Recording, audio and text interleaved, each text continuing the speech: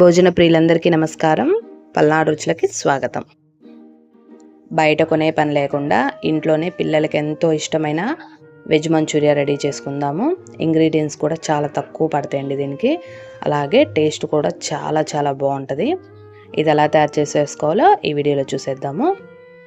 అందుకోసం ముందుగా ఒక మిక్సింగ్ బౌల్ తీసుకొని అందులో 1 కప్పు వరకు క్యాబేజీ తురుము, 1 కప్పు వరకు క్యారెట్ తురుము వేసుకోవాలి. అందులోనే రుచికి సరిపడా ఉప్పు, కొంచెం పసుపు, అలాగే 1 టేబుల్ స్పూన్ కారం, కొంచెం అల్లం వెల్లుల్లి పేస్టు, ఒక 2 టేబుల్ స్పూన్ల మైదా పిండి, ఒక 2 టేబుల్ స్పూన్ల కార్న్ఫ్లోర్ కూడా వేసుకొని పిండి మొత్తం ఒకసారి కలిపేసుకోవాలి.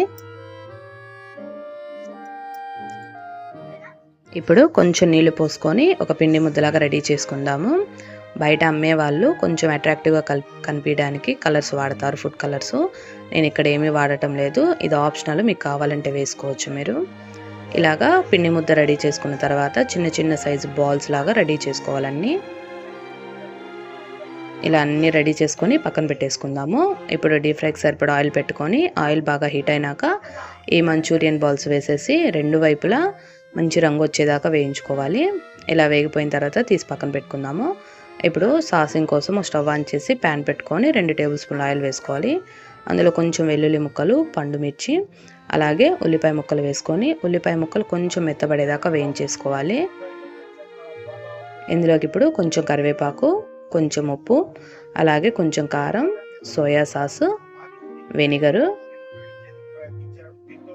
టమాటో కెచప్ కూడా వేసుకోవాలి. ఈ మొత్తం ఒకసారి కలిపేసేసి మనం రెడీ చేసి పెట్టుకున్న మంచూరియన్ బాల్స్ ఉన్నాయి కదా, అవి మొత్తం వేసి ఒకసారి కలిపేసేయాలి. ఈ సాసింగ్ ప్రాసెస్ అంతా హై ఫ్లేమ్ మీదే చేసుకోవాలండి.